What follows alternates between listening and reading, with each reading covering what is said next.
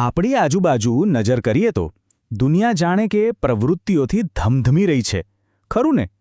ખેતરમાં કોઈ ખેડૂત કામ કરે છે, ફેક્ટરીમાં મજૂર, હોસ્પિટલમાં ડૉક્ટર, દરેક વ્યક્તિ કંઈક ને કંઈક કરવામાં વ્યસ્ત છે.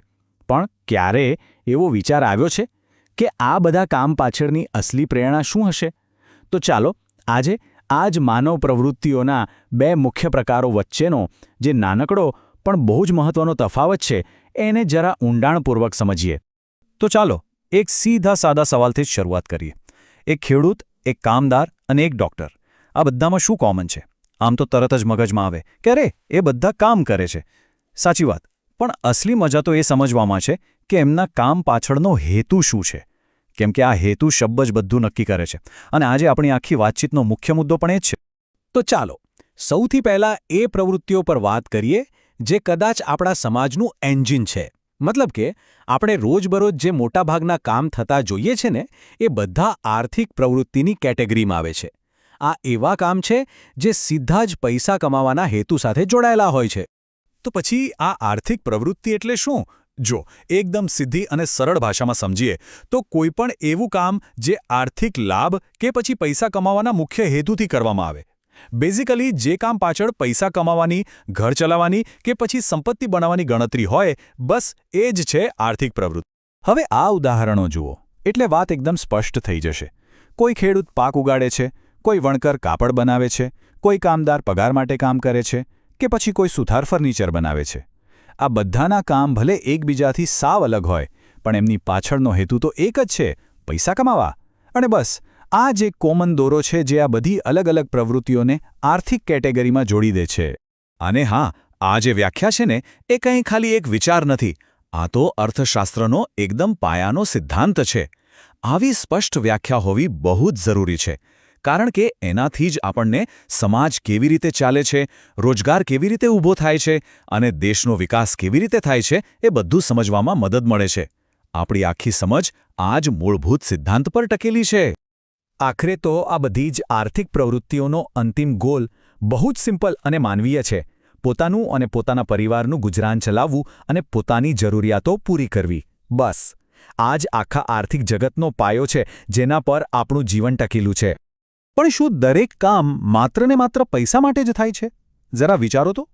એક માં પોતાના બાળકને મોટું કરે છે કે પછી કોઈ દોસ્ત બીજા દોસ્તને મદદ કરે છે. અહીં પૈસાની વાત ક્યાં આવી?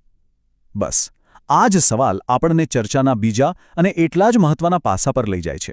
એ છે બિનઆર્થિક પ્રવૃત્તિ, જ્યાં પ્રેરણા પૈસા નથી પણ કંઈક બીજું જ છે. તો પછી બિનઆર્થિક પ્રવૃત્તિની વ્યાખ્યા શું થાય? આ એ પ્રવૃત્તિ છે જેનો હેતુ પૈસા કમાવાનો બિલકુલ નથી. એનો હેતુ દેશ સેવા હોઈ શકે, સમાજ સેવા હોઈ શકે, પ્રેમ, દયા કે પછી બસ પોતાને એક જાતનો સંતોષ મળે એ પણ હોઈ શકે. કહી શકાય કે અહીં વળતર બહારથી નથી મળતું પણ અંદરથી મળે છે. આના માટે બેસ્ટ ઉદાહરણો જોઈએ. જેમ કે કોઈ સમાજસેવક જે સમાજની સેવા કરે છે, અથવા પેલો ડૉક્ટર જે પોતાના ક્લિનિકમાં ફી લઈને સારવાર કરે છે, પણ એ જ ડૉક્ટર જ્યારે કોઈ મેડિકલ કેમ્પમાં જઈને મફત સારવાર આપે છે. હવે જો અહીંયા માણસ એનો એ જ છે, કામ પણ એનું એ જ છે, સારવાર કરવાનો. પણ જેવો હેતુ બદલાયો, તરત જ પ્રવૃત્તિનો પ્રકાર બદલાઈ ગયો. અને સાચું કહું તો આ જ આખા વિષયનો સૌથી રસપ્રદ પોઈન્ટ છે. ઓકે, તો અત્યાર સુધી આપણે બંને કોન્સેપ્ટને અલગ અલગ સમજ્યા. હવે સમય છે એમને સામસામે મૂકવાનો અને એ એક તત્વને પકડવાનો જે આ બંનેને એકબીજાથી સાવ જુદા પાડે છે. અને આ તફાવત અહીં એકદમ સ્પષ્ટ છે. આર્થિક પ્રવૃત્તિ જેનો મુખ્ય હેતુ છે પૈસા કમાવા અને ઘર ચલાવવું, અને બીજી બાજુ બિનઆર્થિક પ્રવૃત્તિ જેનો મુખ્ય હેતુ છે સમાજ સેવા અને દયાભાવના.